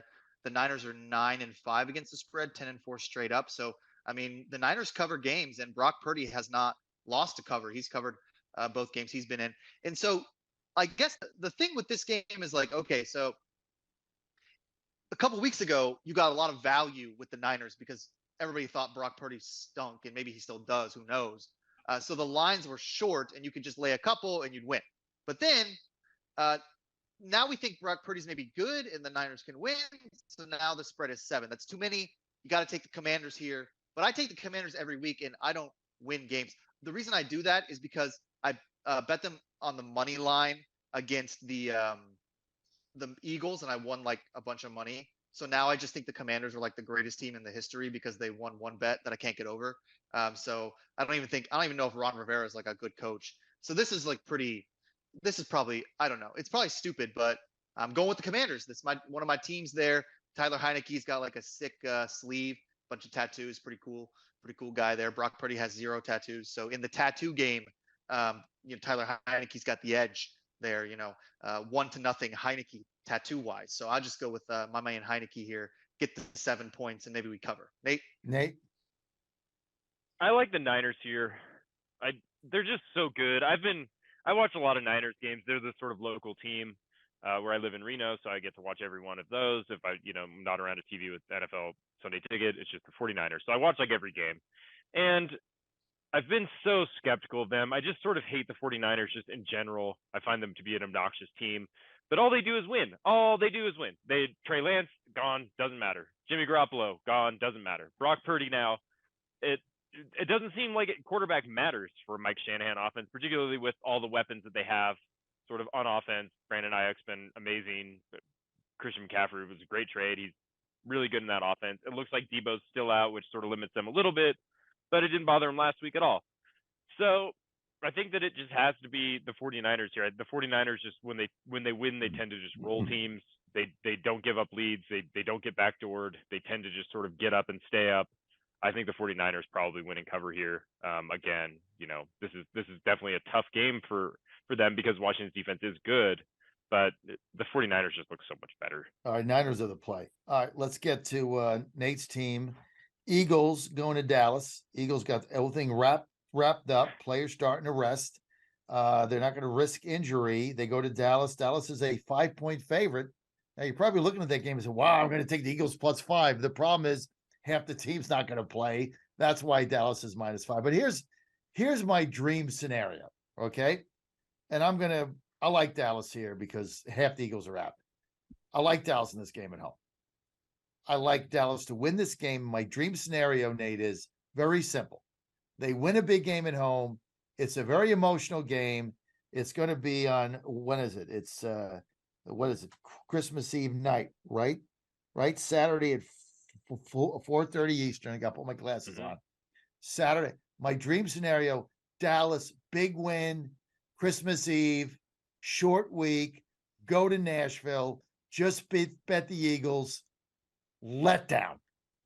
The classic NFL short week. We won a big game, letdown game. You can make a ton of money in the NFL if you look for the letdown game. And that's my dream scenario. They have a letdown. Titans beat them. They get in the playoffs. They get a home game. And we'll see what happens with Malik Willis. I'd love to see him play in a home playoff game because I think Titans off for the season. That's my dream scenario. But I love Dallas here. I think they're at home. They're gonna win, and that's why they're a 5-point favorite. Eagles got wrapped up. Nothing to play for, Nate. I kind of agree. I think that the Cowboys are probably the play. The Eagles, you're right. They don't have a lot to play for. NFC East is locked up. And to be frank, the Cowboys don't have a ton. The Cowboys are going to make the playoffs too. So, there's that aspect of it as well. I think that the Cowboys are the play here simply because Jalen Hurts is injured, right? He's not going to play. They're going to be conservative with him because they don't need to get him hurt, even worse. But the system that Philly runs is focused on Hurts using his legs, right? The whole offense hums because he's such a threat running the ball. Without that threat, this offense isn't the same. It's pretty pedestrian. Gardner Minshew is not Jalen Hurts with his legs. That's just the bottom line. Gardner Minshew is just not that guy. He's a good passer, dink and dunk passer, but he's not electric with his legs. That's for sure. So I don't think that this is a game that Philly is probably super interested in winning. It's not a good sort of matchup for their offense against a pretty good Cowboys defense. So I think that the play has to be the Cowboys. I don't know if I'll bet it, but I think that it has to be the Cowboys here. Jack? Cowboys just have to win. Everybody agrees with y'all. The line was -6 for the Cowboys. Now it's -5. So all the big money is going on Dallas. I prefer to bet the Eagles here. Number one, I'm the king of backup quarterbacks. I know my backup quarterbacks. I mean, you throw me a backup quarterback, I'm gonna tell you how good they are. Gardner Minshew's guy's got a cannon, a rocket for an arm. Won a couple games in Jacksonville, circa 2019. Got a great arm. Guy can really throw the ball downfield. They got those receivers that also, AJ Brown. This is a team that is so loaded. You don't really have to have a Jalen Hurts to win football games here. You get 5 points with the best team in the league. Yeah, I know. Oh, well, they're not playing for anything. Well, here's the problem. The problem is Dallas. Dallas always screws up these moments. This is a team that is always right here trying to just seal the deal, get a big win in a big spot, and they lose. Mike McCarthy does this all the time. They almost they did lose to Jacksonville. They almost lost to Houston. They're not playing good football. They might be winning games, but they're not really playing good football. I can see the Eagles just taking it to them. Division game. I'm taking the 5 points with the best team in the league. I don't care who their quarterback is. Just know that the Cowboys do this all the time. And this is a huge spot for them to just let everyone down and remind them that they're not that good. And so I'm taking the Eagles here. Nick Sirianni, he's a genius. He can make it work with Minshew. Plus, I know my backup quarterbacks, man. Gardner Minshew throwing the ball downfield. We got it. You those got air yards. We got it. You're going with the Eagles. You're taking a 5. Nate and I are going to lay the 5 with Dallas. Eagles have no interest in this game. They're playing now not to get hurt. Well, we'll see what happens. Okay. Raiders going to Pittsburgh. Pittsburgh's -2.5 at home. They were able to come back, beat Carolina. Pittsburgh's still in the playoff hunt here. The Raiders should be out of it. The game they won last week was a gift, but they did win the game. So I'm going to start with Nate here. Nate, we got 15 minutes. We got 4 more games to go. This is an interesting game. Pittsburgh at home -2.5. Nate, lead us off here. I've been really high on the Steelers as underdogs for the latter part of the season, particularly when TJ Watt came back to sort of anchor their defense. But now it just feels ridiculous. I mean, I don't think they should be a favorite here against the Raiders. The Raiders aren't horrible. Their offense has been fine. They won one of the flukiest games I've ever seen last week against the Patriots. They played the Patriots tough. So I think that the Raiders probably have to be the play here, just because the Steelers just, it seems like everyone's kind of caught up and gotten wise to the Steelers. And I love betting Mike Tomlin as an underdog, but I don't love doing it when he's a favorite. So I think if I had to choose, it's the Raiders. I will not bet this game, but I think the Raiders are probably the right spot. Well, if they hadn't blown that game to the Rams, which was an asinine loss, and I guess they made up for it by the win against New England, who never should have lost that game. I mean, Ann and I are watching it, and I bet the Patriots, I guess, -2.5 or no, +2.5, right? So they got a 7-point lead with 3.5 minutes to go, and they have the ball. It's like, well, I won that bet. I mean, you can't lose that bet, and I'm figuring even if they go to overtime, Pat's. So that was a gift for them, but the LA game, now the Raiders, it's just hard to fathom this team where they are. But I'm going to go here with the Raiders +2.5. because they still got an outside shot to somehow sneak in the playoffs, especially if the Chargers got to start losing the next two games. Jack, tough game. I think this is one of the toughest games of the card. Yeah, that's why I'm avoiding it. It's because the Raiders are playing okay football and they have been winning some games, and the Steelers are not as good as favorites as they are underdogs, like Nate said. So I'm just avoiding this. I'm not going to play it. If I had to pick a side, I'd probably go with the Raiders. I'm not sure the Steelers have enough juice to win this game, but this is not a game that I would really recommend betting. There's just too many other games on the card. The line here is way too sharp. Okay, let's get to Christmas Day. Merry Christmas to everybody, December 25th. We've got 3 games on Christmas, kind of like Thanksgiving, right? 3 NFL games. And let's start with Packers at Miami. Now, Miami's lost two in a row. I don't like their coach, but they got a hell of an offense. I mean, Green Bay, look, guys, they haven't beaten anybody. They beat the Bears, and then they won a game last week. I mean, I know Rodgers said they got to win out. Miami's lost to a couple of really tough games. Now they're going home on Christmas Day. 3.5. On one hand, it's like, do I lay 3.5 against Rodgers? On the other hand, folks, come on.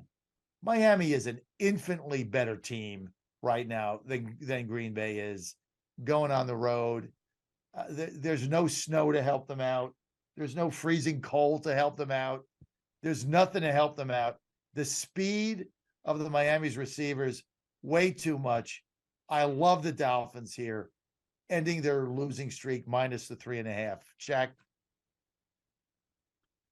Yeah, this is a tough one because of the Green Bay factor. Miami against the spread is 7-8. Green Bay 6-8 or 7-7. Excuse me. Green Bay 6-8 against the spread. Also, the over/under for both of these teams is 7-7. So it's not like you can be like, oh well, I don't really know if I like this game, but maybe I'll take the over. I mean, it's really hard because the Dolphins' offense pushes the over up a little too high, and I've played the over a couple times and gotten beat.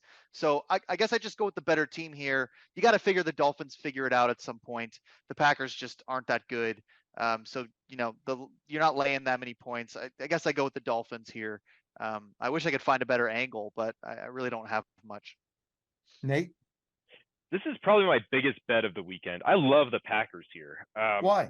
Oh wow. They're just not as bad as people think. The offense was so sort of much maligned, as it were, early in the season when Aaron Rodgers was complaining about all his receivers and they suck and blah, blah, blah. But they're like 7th in offensive DVOA. They're a fine offense, and they're 3rd in the last 6 weeks. They score points. They've been scoring points. And they've been performing pretty well. They lost at the end of November. They lost, to Green Bay in sort of a high scoring close game. Beat Chicago, beat the Rams, whatever, blah, blah.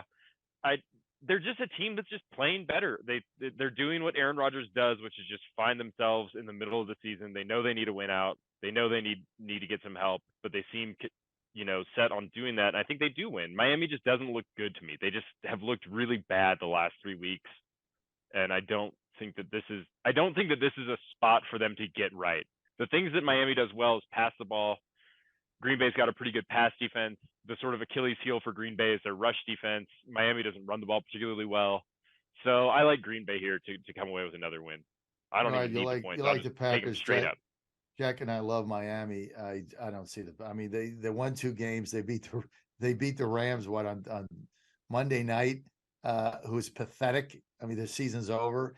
And then they had to come back to beat Chicago, who you guys just trashed for 20 minutes an hour ago. So I don't see it.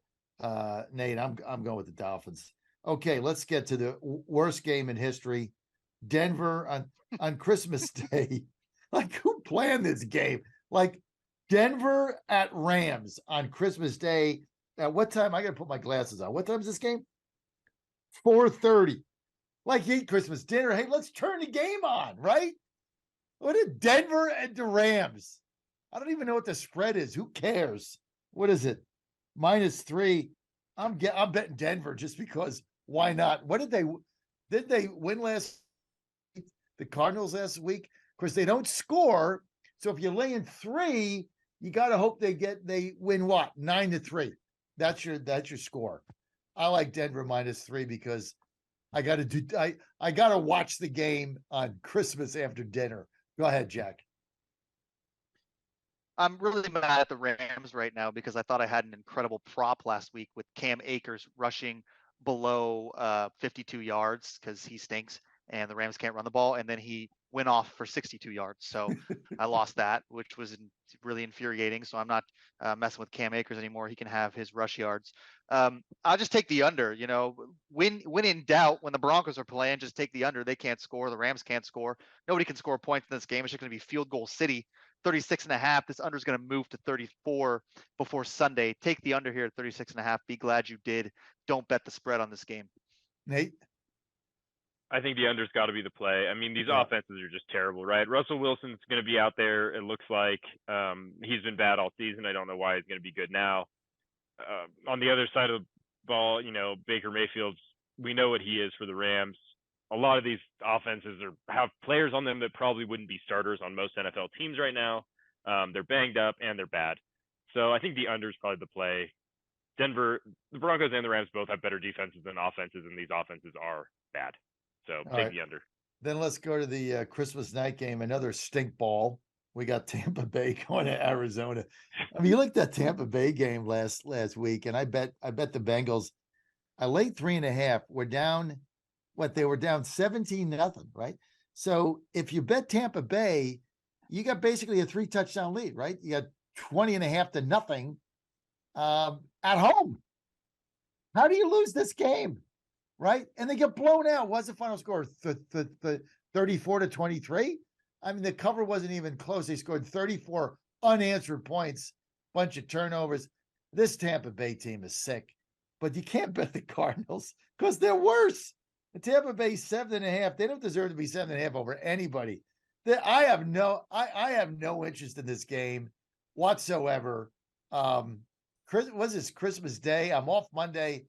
I'm gonna watch a movie or something with Ann. Maybe take her out Christmas Day. No way I'm going to subject myself to either of these two games on Christmas. Nate, go ahead. I'm not going to watch this game probably either. I think I'll probably just enjoy a movie as well. I mean, you're right. The Bucs should not be favored over anyone by 7.5. The problem is the Cardinals they were bad when Kyler Murray was starting. They were worse when Colt McCoy was starting. And now they have Trace McSorley, who's just going to be dreadful. That being said, the Cardinals are usually decent as underdogs, I guess. And the Bucs haven't proven to me that they can beat anyone by this many points, really. So, I mean, I guess if you just really wanted to bet it and you just had to have action and ignore your family for a little while, take the Cardinals. but really just spend some time with your family. Don't do this. Don't bet this game. This is this is the degenerate gambler game. Is really what this is. This is just sicko. I have to have action Christmas night game. And if you're one of those, take the Cardinals in the 7.5 because Tampa's not going to cover. Jack, close us out. I'm going to bet it. Yeah, I'm going to bet it. I don't know why I got to be labeled a degenerate. I just think, Sunday night, I got nothing better to do than watch. Look, here, I'm taking Tom Brady in the Bucs just because I figure, this is his first Christmas alone, and that's got to really fuel a man's fire. So I'm laying the 7.5. I think he's going to win by 30. Yeah, he's got no distractions, maybe like a FaceTime with the kids before the game in the locker room. That's a good hey, did you get the presents? No, we didn't get the presents. Sorry, Dad, we're in, South America. Oh, they should be there tomorrow. It's gonna be, and then he's just gonna go out there and light up the Cardinals.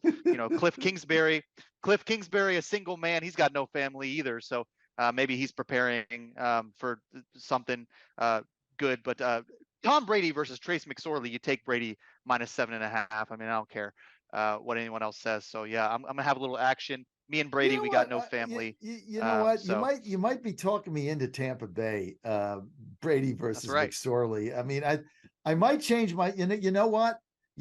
I've changed my position. I'm going to go with the Bucs -7.5, just because of what you said. And commercials. He can't do that. He doesn't have his Right, family. He's stuck in Phoenix, right in the desert. We were just there. So he's stuck there. Plus, he can't go to Mar-a-Lago, right? Because he got to play football. So he's just kind of, he probably, go out there and have the game of his life because there isn't anything else to do.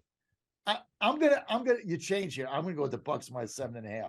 I'm not gonna watch the game. I might get an update on my phone once in a while. And Mom will make me turn off the phone. All right, last game, guys. We're gonna close it out. Monday night, I'm gonna start this off because I got a shocker for you guys.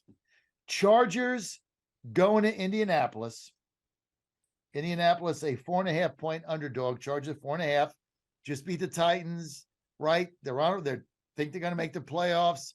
We all know about the Indianapolis Colts' absolute meltdown in the second half last week.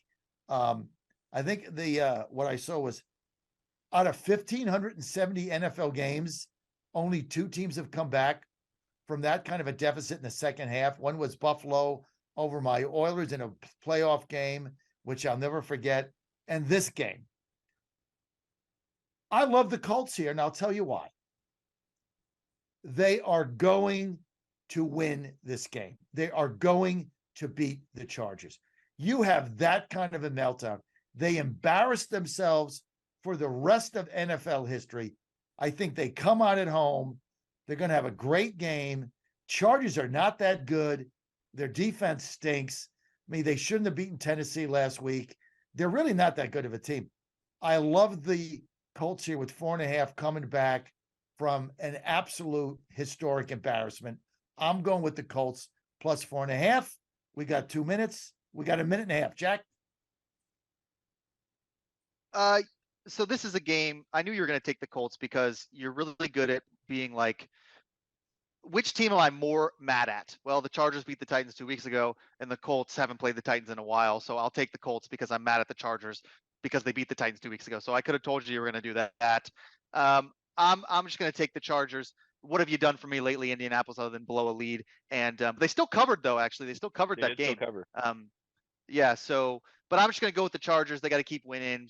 Colts stink, but I don't want to watch this game Monday night. Second Monday night game the Colts has been on. I don't know what that's about. So give me the Chargers minus 4.5. Okay, Nate. I love the Colts. I love the Colts. The ultimate buy low spot for them. I really just think that I think that Nick Foles is better than Matt Ryan. He's better than Sam Ellinger. I think this is just a game they win. I don't even need the points. I just take them on the money line.